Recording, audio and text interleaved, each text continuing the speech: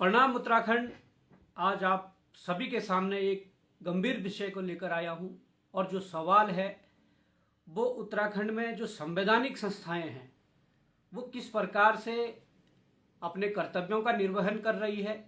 सवाल बड़ा गंभीर है।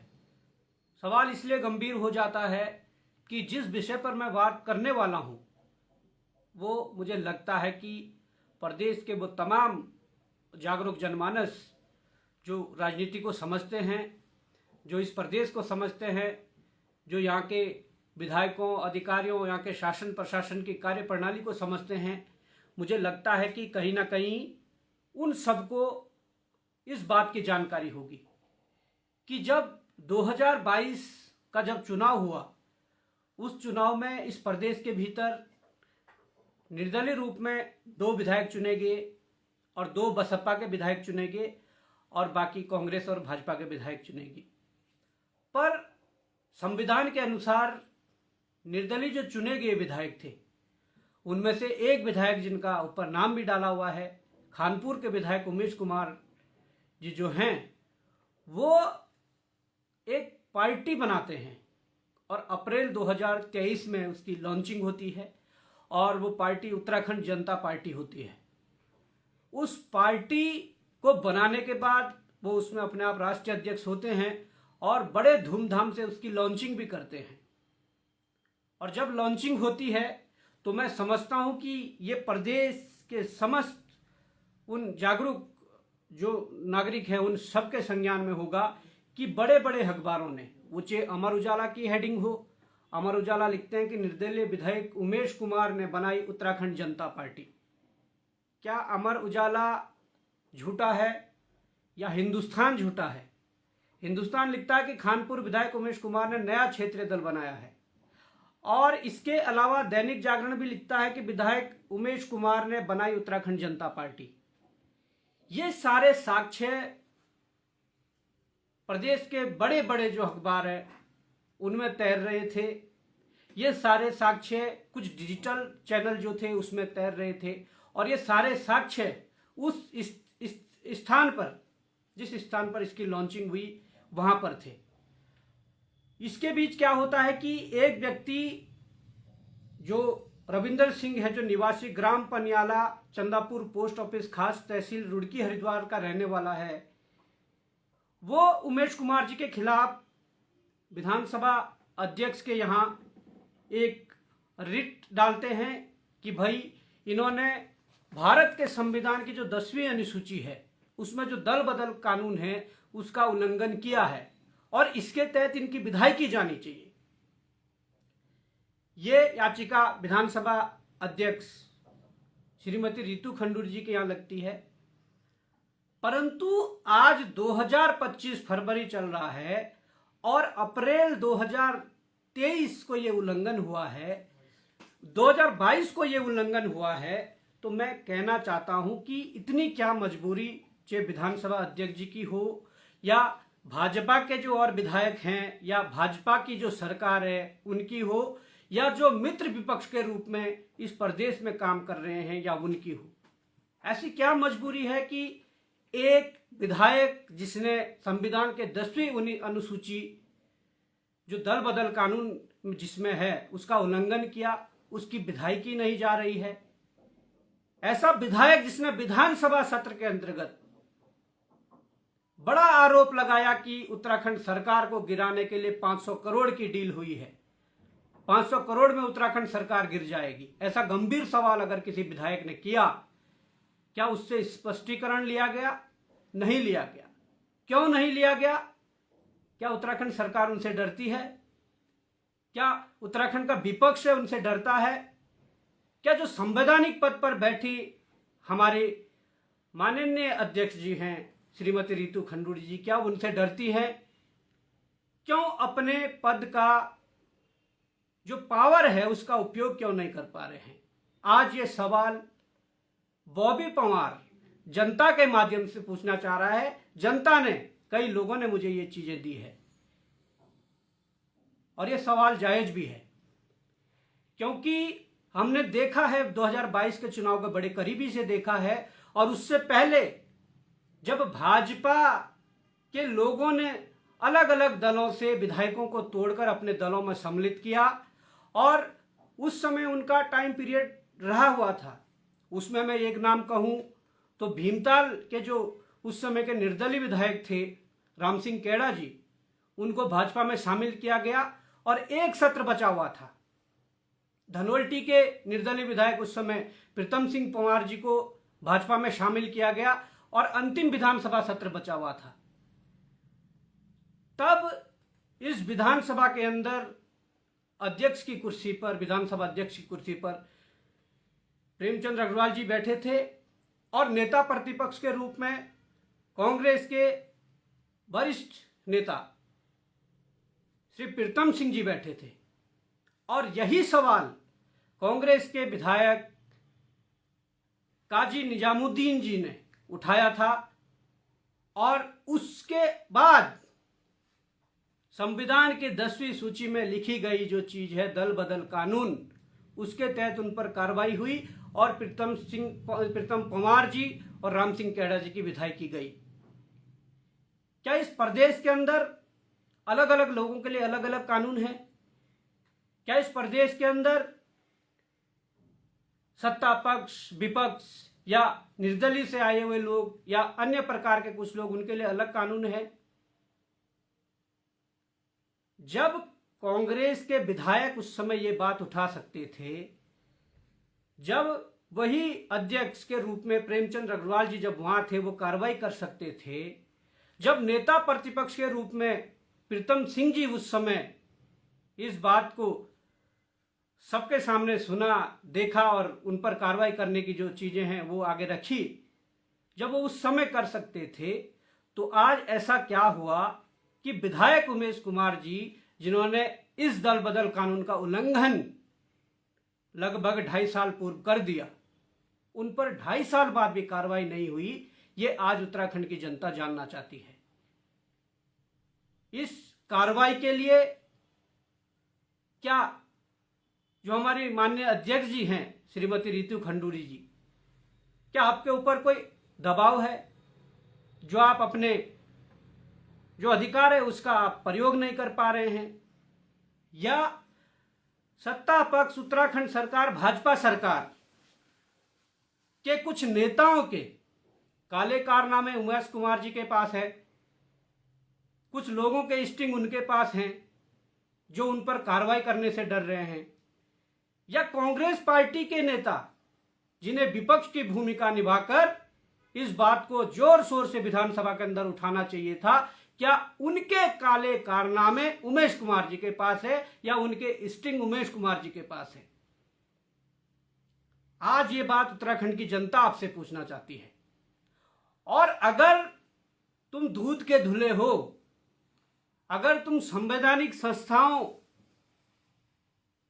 पर विश्वास करते हो और संवैधानिक संस्थाएं जो होती है उनके नियम कायदों को मानते हो, तो आज विपक्ष हो, पक्ष हो या विधानसभा के अंदर बैठा एक एक व्यक्ति को यह सवाल जरूर उसके मन में आना चाहिए कि क्या जिस विधायक ने दल बदल कानून का उल्लंघन किया, क्या उसकी विधायकी नहीं जानी चाहिए थी? आज ये सवाल प्रदेश के तमाम जनमानस के जहन में घूम रहा है, क्योंकि उत्तराखंड जनता पार्टी जब बनाई गई तो ये पार्टी उमेश कुमार जी द्वारा बनाई नहीं गई, ये हायर की गई पार्टी है।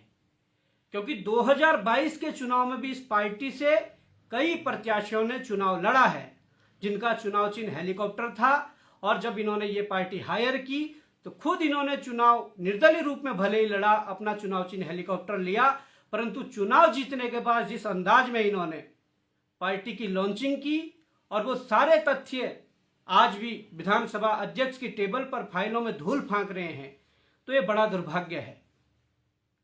आज हम कहते हैं कि इस पर कार्रवाई होनी चाहिए, क्योंकि ये संवैधानिक मामला है और अगर संवैधानिक मामला है तो इसको गंभीरता से लेने की जरूरत है।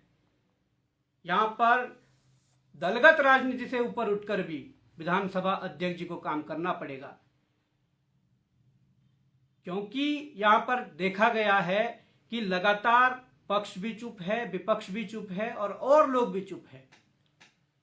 और मुझे उम्मीद है कि हमारी इस बात के बाद, उत्तराखंड की जनता की इस आवाज के बाद,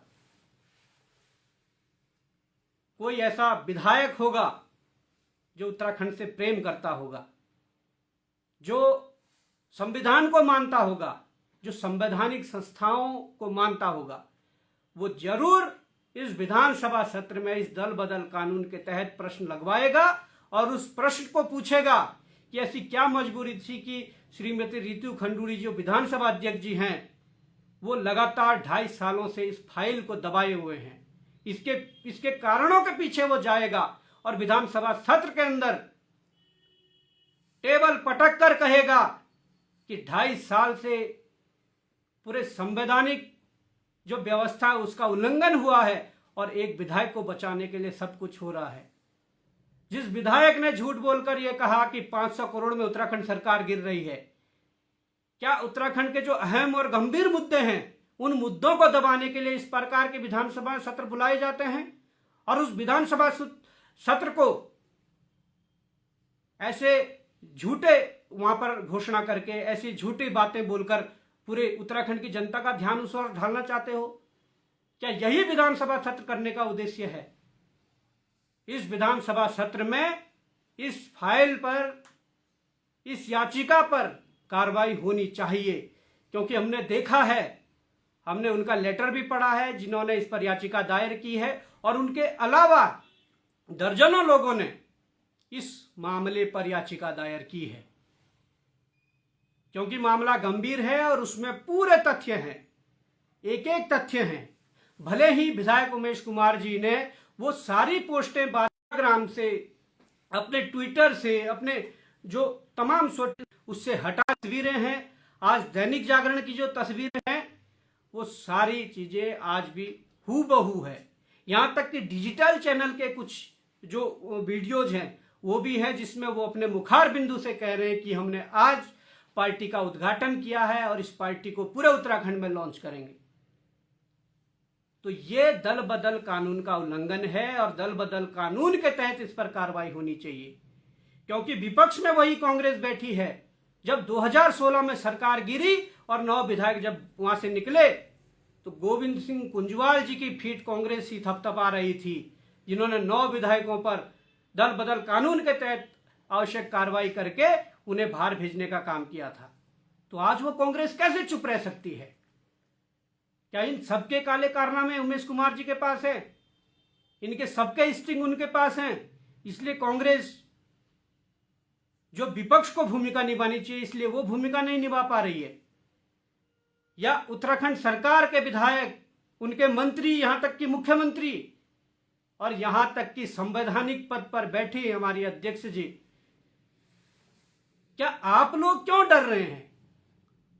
अगर दल बदल कानून का उल्लंघन हुआ है तो मैं कहना चाहता हूं इस पर कार्रवाई होनी चाहिए, और अगर कार्रवाई नहीं हुई तो ये मान के चलिए एक बड़ा आंदोलन जरूर खड़ा होगा, क्योंकि हमने बहुत देख लिया है इस प्रदेश के अंदर 2-2 कानून चलते हैं।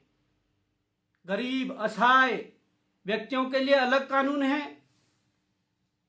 और जो रसूखदार व्यक्ति हैं, जो पावरफुल लोग हैं, उनके लिए अलग कानून है।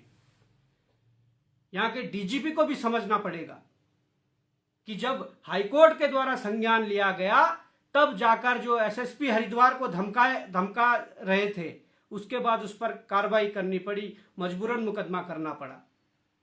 और अगर आम व्यक्ति अपने अधिकारों की भी बात कर ले तो उन पर समय से पहले मुकदमा दर्ज हो जाता है। यह इस प्रदेश में चल रहा है, इसलिए मैं कहता हूं इस प्रदेश में 2-2 कानून चल रहे हैं। आज इस बात को संज्ञान लेने की जरूरत है, और मैं ये भी कहना चाहता हूं कि जिस प्रकार से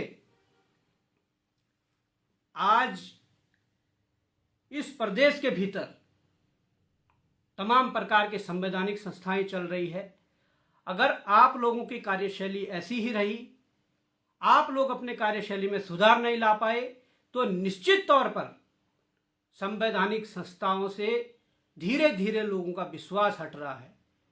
और जब जब इतिहास उठाकर देख लेना, जब जब जिस प्रदेश में, जिस देश में संवैधानिक संस्थाओं से विश्वास जनता का उठा है, उसके परिणाम, उसके नतीजे बहुत बुरे होंगे और बहुत भयंकर होंगे।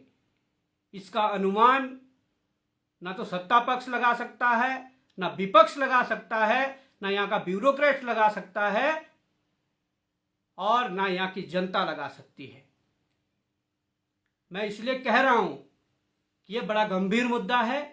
एक फाइल को आप लोगों ने 2.5 साल से दबा कर रखा है, और ऐसा गंभीर मामला है जो संविधान का उल्लंघन कर रहा है, और जो देश संविधान से चलता हो, उसी देश में अगर इस प्रकार के उल्लंघन हो रहे हो, वो भी संवैधानिक संस्थाओं के द्वारा उल्लंघन हो रहे हो, तो निश्चित तौर पर ये देश गलत, ये प्रदेश गलत राह की ओर जाएगा।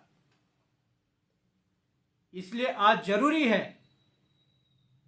कि हमारी विधानसभा अध्यक्ष माननीय रितु खंडूड़ी जी जो हैं, वो इस विषय को, हमारे इस बात को बड़ी गंभीरता से लें, और इस सत्र में उस दल बदल कानून के तहत खानपुर के विधायक उमेश कुमार ने जो उल्लंघन किया है, उस पर कार्रवाई करें।